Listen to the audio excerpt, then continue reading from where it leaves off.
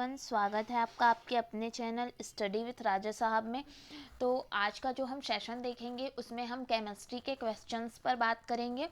तो केमिस्ट्री में जो अधिकतर क्वेश्चन होते हैं वो आवर्त सारणी से रिलेटेड क्वेश्चन पूछे जाते हैं। तो सबसे पहले हम बात कर लेते हैं कि आवर्त सारणी क्या होती है। आवर्त सारणी में जो होता है वो तत्वों का आवर्ती वर्गीकरण देखने को हमें मिलता है। तो जानने लायक बात यह है कि हमें तत्वों के आवर्ती वर्गीकरण की आवश्यकता क्यों पड़ी। तत्वों के अध्ययन को सरल बनाने के लिए, ठीक है, और साथ ही साथ समान गुण वाले तत्वों को साथ में और अलग अलग गुण वाले तत्वों को अलग करने के लिए हमें तत्वों की इस व्यवस्था को ही हम तत्वों का आवर्ती वर्गीकरण कहते हैं। तत्वों का आवर्ती वर्गीकरण में कई साइंटिस्ट आए जिन्होंने अपना विचार रखा।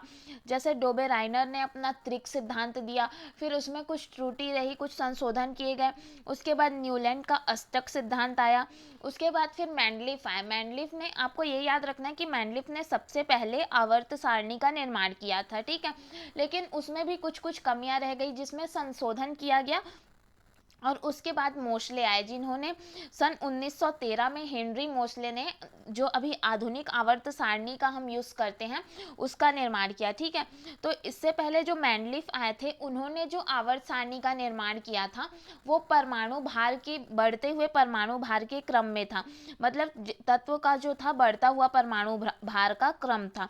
उसके बाद आए हेनरी मोशले जिन्होंने किया परमाणु क्रमांक के क्रम में, या इसमें जो था उन्होंने ये संशोधन किया कि पहले जो परमाणु भार के क्रम में था उसको इन्होंने परमाणु क्रमांक के क्रम में कर दिया, ठीक है।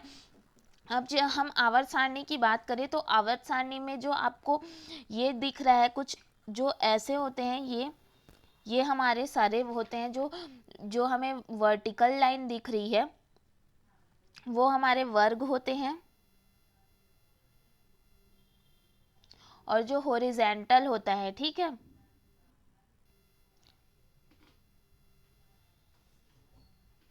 उसको हम आवर्त कहते हैं। जो वर्ग होता है वो कॉलम में होता है, ठीक है, कॉलम में होते हैं और टोटल हमारे 18 वर्ग हैं। कॉलम में ये सभी जो हैं हमारे 18 वर्ग होते हैं टोटल। और अगर आवर्त की हम बात करें तो आवर्त ये है हमारा हॉरिजॉन्टल होता है, और आवर्त टोटल हमारे 7 होते हैं, ठीक है। उसके बाद के जो आपको दो दिख रहे हैं 58 से 71 तक का जो होता है उसको हम लेंथेनाइट श्रेणी में लेते हैं, और उसके बाद 90 से लेकर 103 तक के तत्वों को हम एक्टेनाइट श्रेणी में लेते हैं, ठीक है। आवर्त सारणी में एक बात और जानने लायक रहती है कि ये पूछा जाता है कि किस आवर्त में कितने तत्व होते हैं। तो हमें ये याद रखना है कि हमारे पहले आवर्त में जो होता है दो दो होते हैं, उसके बाद दूसरे आवर्त में 8, फिर तीसरे में 8, चौथे में होता है 18, फिर पांचवे में 18, छठवें में 32, और उसके बाद जो होता है हमारे सातवें आवर्त में शेष जो हमारे तत्व बच गए वो सभी शेष तत्व जो होते हैं वो हमारे सातवें आवर्त में आते हैं, ठीक है। तो ये क्वेश्चन अधिकतर पूछे जाते हैं कि कोई भी जो आवर्त है उसमें कितने तत्व पाए जाते हैं। जैसे कि अगर हम हमारा आज का फर्स्ट क्वेश्चन ही देखें कि आवर्त सारणी के तीसरे आवर्त में है, आपके ऑप्शंस हैं ए 8 तत्व, बी 32 तत्व, सी 3 तत्व, या डी 18 तत्व। आपको ये बताना है कि तीसरे आवर्त में कितने तत्व है। तो अभी हमने देखा कि तीसरे में क्या 8 तत्व हैं, तो आपका राइट आंसर हो जाएगा, आपका ए ऑप्शन जो है वो आपका राइट आंसर हो जाएगा 8 तत्व, ठीक है। आपको ये चीज याद रखना है कि कौन से आवर्त में कितने तत्व होते हैं। तो इसके लिए आप ये श्रेणी याद कर सकते हैं, 2, 8, 8, फिर 18, 18, 32, और उसके बाद जो होते हैं शेष अन्य तत्व आते हैं, ठीक है।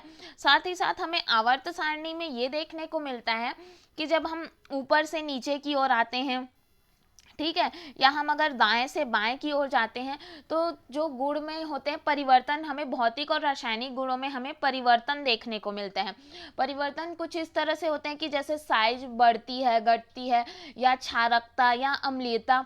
ऐसे क्वेश्चंस पूछे जाते हैं कि जब आप आवर्त श्रेणी में ऊपर ऊपर से नीचे की ओर आएंगे तो किस टाइप के परिवर्तन होंगे, बाएं से दाएं जाने में, इस टाइप के भी क्वेश्चन पूछे जाते हैं। तो इनको हम आगे डिस्कस करेंगे जब जो क्वेश्चन आएगा, तो उसके बारे में हम जानेंगे। ठीक है, तो ये आवर्त सारणी का कुछ बेसिक हो गया जो हमें पता होना चाहिए। साथ ही साथ एक बात और कि जो आवर्त सारणी में जो हमारा परमाणु क्रमांक होता है, ठीक है, परमाणु क्रमांक जो होता है वो न्यूक्लियस में प्रोटॉनों की संख्या बताता है। ठीक है, किसी भी तत्व के न्यूक्लियस में जितने प्रोटॉन की संख्या होगी वही उसका परमाणु क्रमांक होगा।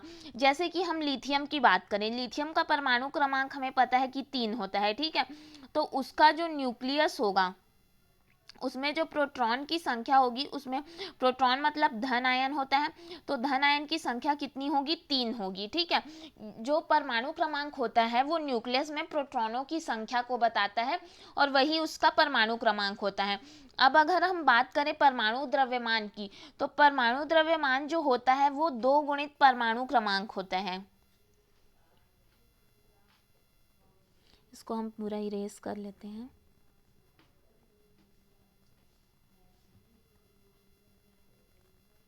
तो जो हमारा परमाणु द्रव्यमान होता है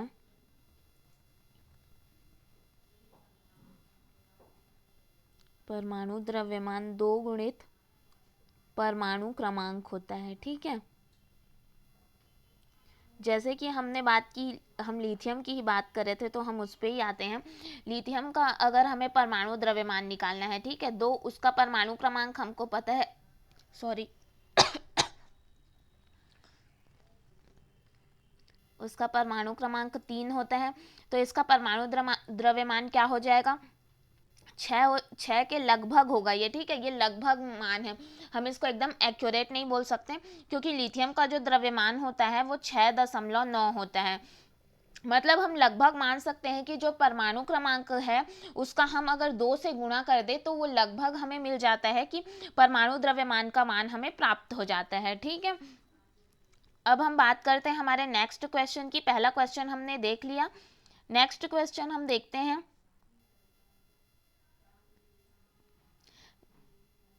नेक्स्ट क्वेश्चन है कि तत्व कैलिफोर्नियम किस श्रेणी में आता है, ए एक्टिनाइट श्रेणी, बी क्षार श्रेणी, सी लेंथेनाइट श्रेणी या डी क्षारीय मृदा श्रेणी। ठीक है, तो यहाँ पे जो पूछा है कैलिफोर्नियम, ठीक है, तो जो आपको तत्व पूछा है उसका आपके माइंड में होना चाहिए कि उसका परमाणु क्रमांक क्या होता है, क्योंकि जब आपको परमाणु क्रमांक पता रहेगा तो ही आप बता पाएंगे कि उसके किस प्रकार के गुण में परिवर्तन है या वो किस श्रेणी में आएगा।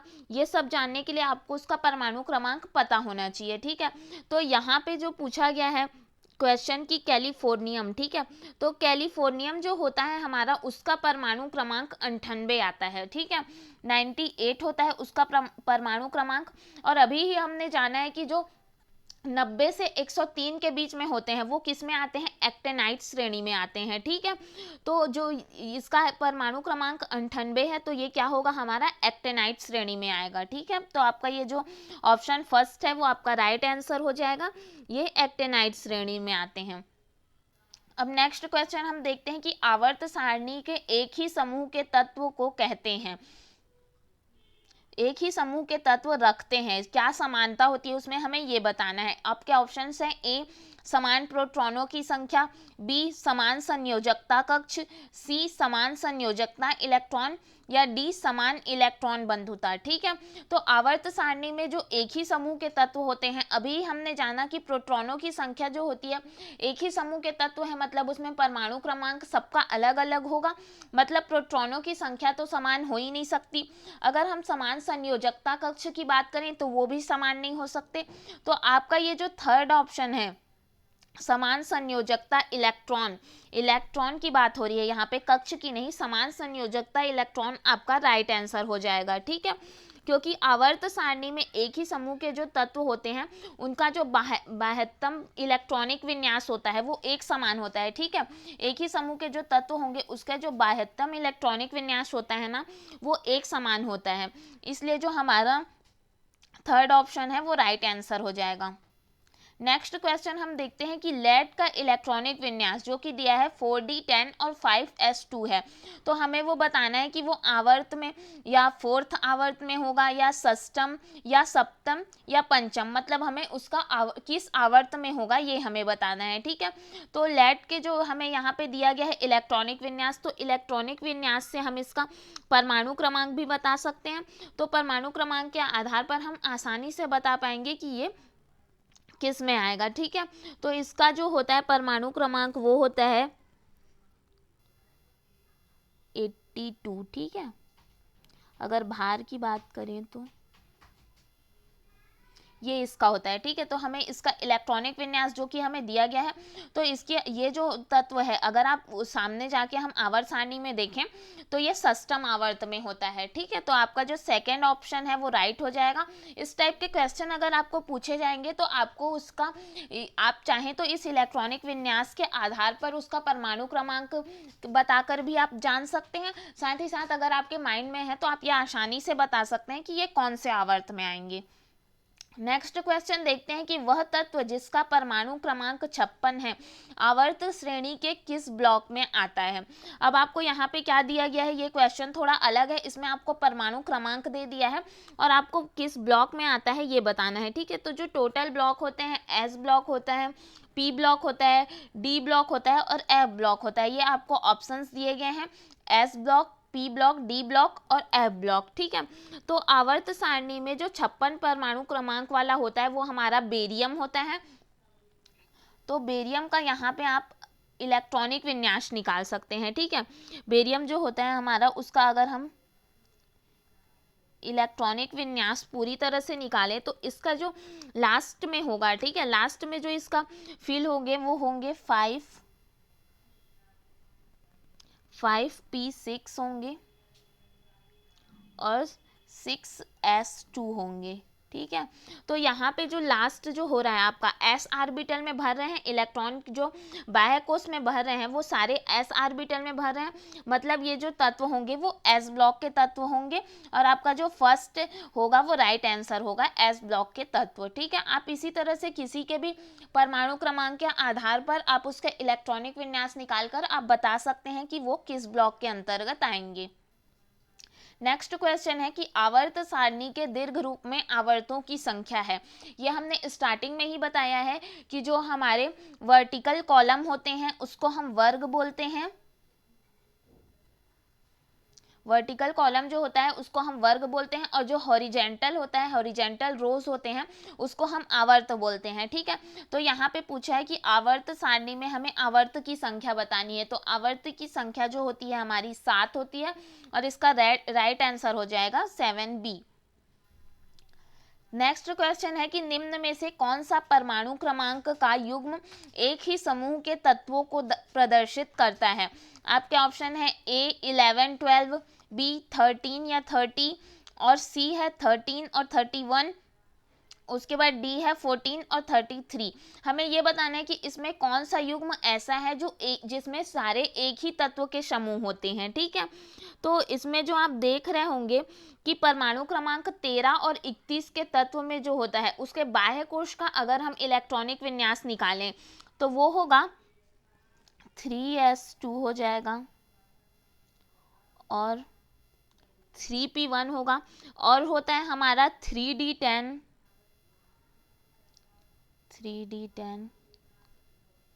4s2 और 3p1 होता है। ठीक है, मतलब आप खुद देख रहे हैं कि इसके बाह्य कोश में जो इलेक्ट्रॉन हैं वो p ऑर्बिटल में भर रहे हैं, मतलब ये किसके होंगे, p ब्लॉक के तत्व होंगे। ठीक है, तो ये जो निम्न में से हमें परमाणु क्रमांक का युग्म जो एक ही तत्व को प्रदर्शित कर रहा है वो हमारा हो जाएगा सी ऑप्शन।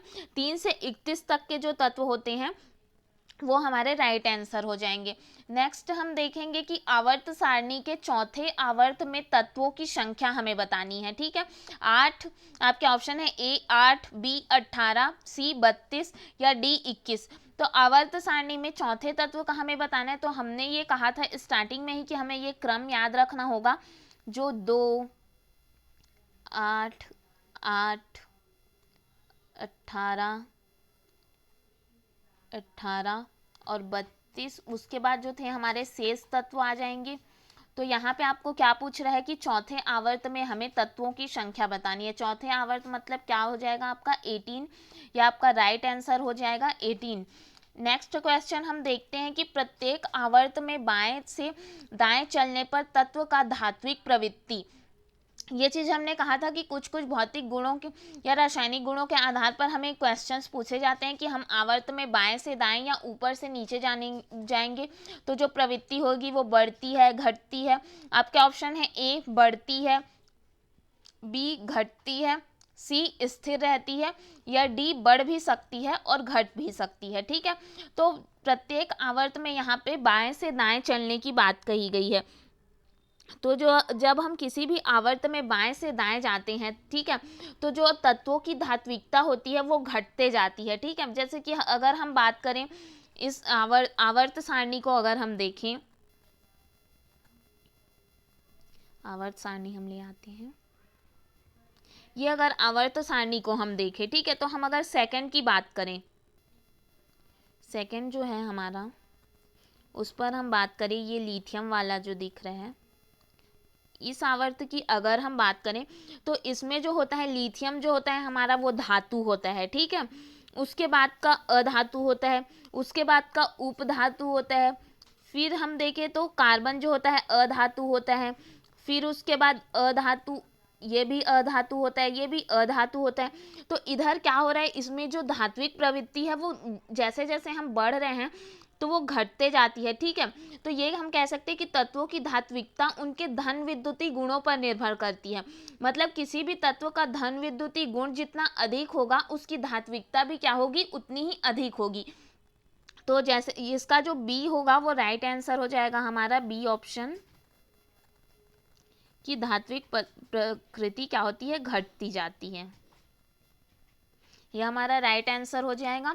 नेक्स्ट क्वेश्चन हम देखते हैं कि निम्नलिखित में से प्रबल अम्लीय ऑक्साइड कौन सा है, ये हमें बताना है। ठीक है, तो जैसे जैसे हम किसी भी आवर्त सारणी में हम बाएं से दाएं जाने पर तत्वों के ऑक्साइडों की जो क्षारीय प्रकृति होती है वो घटते जाती है। ठीक है, और अम्लीय प्रवृत्ति जो होती है वो बढ़ते जाती है। लेकिन अगर वही बात हम उपवर्ग में करें, मतलब वर्ग में क्या होता है, तो वर्ग में जब हम ऊपर से नीचे की ओर जाएंगे तो ऑक्साइड का जो क्षारीय प्रकृति होता है वो बढ़ते जाता है, लेकिन जो अम्लीय शक्ति होती है वो घटते जाती है। ठीक है, मतलब जो आवर्त और वर्ग है यहाँ पे वो ठीक एक दूसरे के विपरीत होते हैं।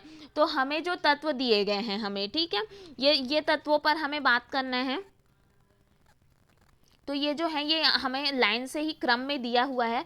तो जब हम ऊपर से नीचे की ओर जाएंगे, ठीक है, तो हमें यहाँ पे क्या बताना है कि सबसे प्रबल अम्लीय ऑक्साइड क्या होता है। तो यहाँ पे हम क्या, जो जैसे जैसे हम बढ़ते जाएंगे नीचे की ओर आते जाएंगे, उपवर्ग में ऊपर से नीचे की ओर जब हम आएंगे तो क्षारीय प्रकृति जो है वो बढ़ते जाएगी और अम्लीय शक्ति क्या होगी, घटते जाएगी। यहाँ पे हम ऊपर से नीचे अगर आएंगे तो अम्लीय शक्ति हमारी घटती जाएगी। ठीक है, और ये हमें क्रम में ही दिए गए हैं सारे ऑप्शंस। तो यहाँ पे हमें बताना है कि प्रबल अम्लीय ऑक्साइड कौन सा है। तो आपका जो ए ऑप्शन है वो राइट हो जाएगा, ए जो हमारा राइट आंसर हो जाएगा। ठीक है, जैसे ही हम वर्ग में ऊपर से नीचे जो जब जाएंगे हम तो हमारी अम्लीय शक्ति क्या होगी, घटते जाएगी। और यहाँ पे पूछा है कि सबसे ज़्यादा प्रबल अम्लीय ऑक्साइड कौन सा है, तो आपका ये ऑप्शन जो है राइट हो जाएगा। नेक्स्ट क्वेश्चन हम देखते हैं कि लिथियम किसके साथ विकर्ण संबंध प्रदर्शित करता है। ठीक है, तो जो द्वितीय आवर्त के तत्व हैं और तृतीय आवर्त के तत्व हैं जो एक दूसरे के साथ क्या होते हैं, विकर्ण संबंध दिखाते हैं। ठीक है, ये तत्व हम लिख लेते हैं।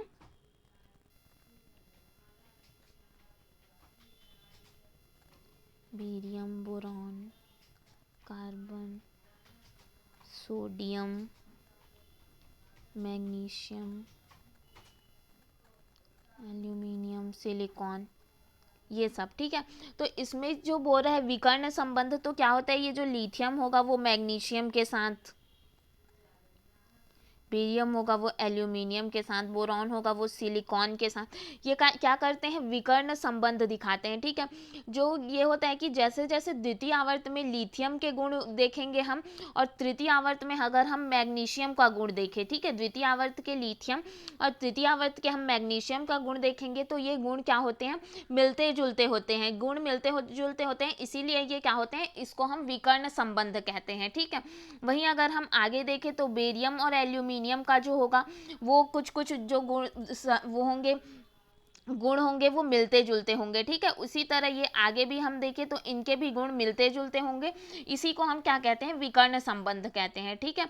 तो यहाँ पे हमसे पूछा गया है कि लिथियम किसके साथ विकर्ण संबंध प्रदर्शित करता है, तो हमारा जो राइट ऑप्शन होगा लास्ट डी जो दिया है मैग्नीशियम, वो हमारा राइट आंसर हो जाएगा, ठीक है। नेक्स्ट क्वेश्चन हम देखते हैं कि अक्रिय गैसों की परमाणविकता होगी, हमें अक्रिय गैसों की परमाणविकता बतानी है, ठीक है। तो अक्रिय गैसों की परमाणविकता 1 होती है। जो भी अक्रिय गैस होते हैं वो एक परमाणुक होते हैं, कि ठीक है। तो क्योंकि किसी भी तत्व के जो एक अणु में उपस्थित परमाणुओं की संख्या होती है, कोई भी तत्व के एक अणु में जो परमाणु उपस्थित होते हैं उसको ही हम क्या कहते हैं, उसकी परमाणविकता कहते हैं। और अक्रिय गैसों की परमाणविकता 1 होती है, ठीक है। नेक्स्ट क्वेश्चन हम देखेंगे कि सर्वाधिक धन विद्युतीय तत्व कौन सा है, तो हमें ये बताना है कि सर्वाधिक जो धन विद्युतीय तत्व है तो कौन सा है, ठीक है। तो किसी भी आवर्त में जब हम बाएं से दाएं की ओर जाएंगे तो तत्वों का जो ऋण विद्युतीय गुण होता है वो बढ़ते जाता है, और जो धन विद्युतीय गुण होता है वो घटते जाता है, ठीक है। वहीं अगर हम उपवर्ग में बात करें तो उसमें जब हम ऊपर से नीचे की ओर जाएंगे तो तत्वों का ऋण विद्युतीय गुण घटता है और धन विद्युतीय गुण जो है वो बढ़ते जाता है। यहाँ पे अगर हम तत्व को अगर हम आवर्त सारणी लाकर देखें या यहीं पे हम बनाएं, यहीं पे हम देख लेते हैं, वर्ग फर्स्ट ए की बात करें और यहाँ पे सेकंड ए की अगर हम बात करें तो सोडियम होता है हमारा, मैग्नीशियम होता है, पोटेशियम होता है, ठीक। तो यहाँ पे जो होगा हमारा प्रबल धन विद्युतीय तत्व हमें बताना है, तो सबसे प्रबल धन विद्युतीय तत्व जो होता है वो हमारा पोटेशियम होता है, ठीक है। ये सबसे ज़्यादा प्रबल धन विद्युतीय होता है। और अगर हम आवर्त सारणी में फ्लोरीन को देखें तो फ्लोरीन जो होता है वो हमारा प्रबलतम ऋण विद्युतीय होता है, क्योंकि हमें इस तत्वों में बताना है, इसमें जो ऑप्शन दिया है उसमें बताना है, तो इसका राइट आंसर हो जाएगा हमारा पोटेशियम। लेकिन हमको अगर पूरे ओवरऑल आवर्त सारणी में पूछा जाएगा तो प्रबलतम ऋण विद्युतीय जो होता है वो फ्लोरीन होता है, और धन विद्युतीय की हम बात करें तो सीजियम होता है, ये भी आपको याद रखना है, ठीक है। इसका राइट आंसर हमारा हो जाएगा पोटेशियम। नेक्स्ट हम देखते हैं कि आवर्त सारणी में 100वां तत्व किस वैज्ञानिक के सम्मान में रखा गया है। ऑप्शन ए है आइंस्टीन, बी बोहर, सी फर्मी या डी क्यूरी। तो जो आवर्त सारणी में आधुनिक स्वरूप में जो परमाणु क्रमांक पर आधारित है, ये भी हमें याद रखना कि जो हमारा आधुनिक आवर्त सारणी है वो परमाणु क्रमांक पर आधारित है, ठीक है। तो जो तत्व है हमारा 100वां तत्व जो कि है फर्मियम है, ठीक है। जो 100वां तत्व भी हमें याद रहना चाहिए। फर्मियम जो है हमारा वैज्ञानिक फर्मी के नाम के सम्मान पर रखा गया है, ठीक है। नेक्स्ट क्वेश्चन हम देखते हैं कि आधुनिक आवर्त सारणी के अनुसार तत्वों के भौतिक तथा रासायनिक गुण किसके आवर्ती फलन होते हैं।